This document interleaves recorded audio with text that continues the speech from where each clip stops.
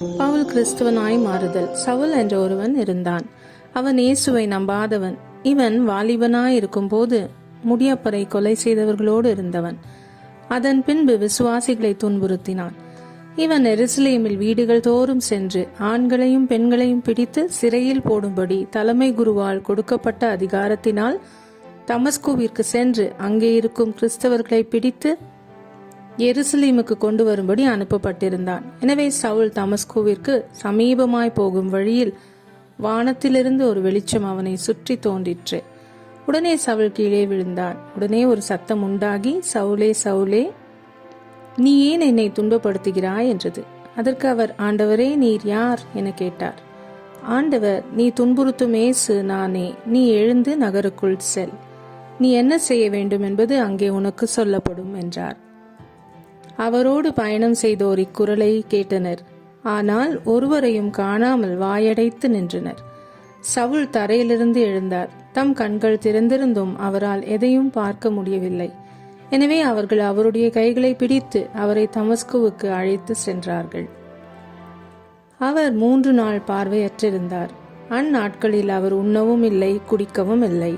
தமஸ்குவில் அனனியா என்னும் பெயருடைய சீடர் ஒருவர் இருந்தார்.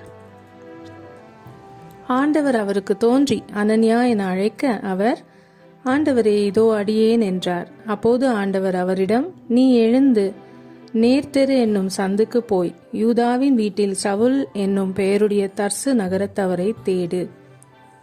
அவர் இப்போது இறைவனிடம் வேண்டிக் கொண்டிருக்கிறார். அனனியா என்னும் பெயருடைய ஒருவர் வந்து தாம் மீண்டும் பார்வை அடையுமாறு தம் மீது கைகளை வைப்பதாக அவர் காட்சி கண்டுள்ளார் என்று கூறினார். அதற்கு அனனியா மறுமொழியாக, ஆண்டவரே, இம்மனிதன் எருசலேமில் உள்ள இறை மக்களுக்கு என்னென்ன தீமைகள் செய்தான் என்பதை பற்றி பலர் கூற கேட்டிருக்கிறேன். உம் பெயரை அறிக்கையிடும் அனைவரையும் கைது செய்வதற்காக தலைமை குருக்களிடமிருந்து அதிகாரம் பெற்று இங்கே வந்திருக்கிறான் என்றார்.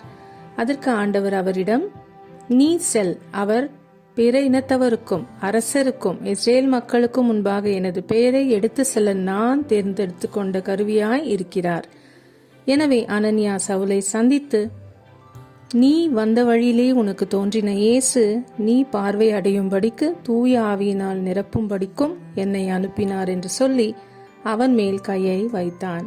உடனே அவன் பார்வை அடைந்து திருமுழுக்கு பெற்றான். பின்பு சவுல் உணவு அருந்தி வலிமை பெற்றார். அங்கே தமஸ்குவில் யூதர்களுக்கு இறைமகனாகிய இயேசுவை பிரசங்கித்தார். சவுல் விசுவாசிகளை கொல்லும்படி போனார். ஆனால் இப்போது இயேசுவை விசுவாசித்தான். யூதர்கள் ஆச்சரியப்பட்டார்கள். சவுல் யூதர்களோடு வாக்குவாதம் செய்து இயேசுவை மெசியா என்று அவர்களுக்கு சொன்னார். பல நாட்களுக்கு பிறகு யூதர்கள் சவுலை கொலை செய்யும்படி நினைத்து நகரத்தின் வாசலில் சிலரை நிறுத்தினார்கள். ஆனால் இந்த செய்தியை சவுல் கேள்விப்பட்டு அவனுடைய நண்பர்களின் உதவியினால் தப்பினான். அதாவது, ஒரு நாள் இரவில்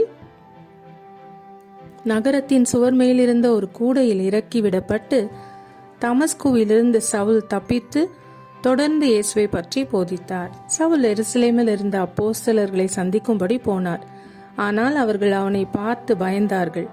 ஆனால் பர்னபா என்பவன் சவுலை அப்போஸ்தலரிடமிருந்து கூட்டிக் கொண்டு போனான். பின்பு அப்போஸ்தலர்கள் சவுலை ஏற்றுக்கொண்டனர். எருசலேமில் துன்பப்பட்டதினால் சில விசுவாசிகள் தொலைநாடான அந்தியோக்கியாவில் இயேசுவை பற்றி போதித்தனர். அந்தியோக்கியாவில் இருந்த பல யூதர்கள் இல்லை. எனவே அங்கே அநேகர் முதலில் விசுவாசிகளானார்கள். அங்கே சவுலும் பர்னபாவும் போய் புதிய விசுவாசிகளுக்கு இயேசுவை பற்றி அதிகமாய் போதித்து சபைகளை பலப்படுத்தினார்கள். அந்தியோக்கியாவில் உள்ள இயேசுவை விசுவாசித்தவர்களைத்தான் முதலில் கிறிஸ்தவர்கள் என்று அழைத்தனர். ஒரு நாள் அந்தியோக்கியாவில் இருந்த கிறிஸ்தவர்கள் உபவாசித்து ஜெபித்துக் கொண்டிருக்கும் போது தூய ஆவியானவர் அவர்களோடு பேசி, சவுலையும் பர்னபாவையும் நான் அவர்கள் செய்யும்படி அழைத்த வேலைக்கு அனுப்பிவிடுங்கள் என்று சொன்னதினால் அந்தியோக்கியா சபையார் சவுலுக்கும் பர்னபாவுக்கும் ஜெபம் செய்து அவர்கள் மேல் கைகளை வைத்தார்கள். பின்பு இயேசுவின் நற்செய்தியை போதிக்கும்படிக்கு அனுப்பப்பட்டார்கள்.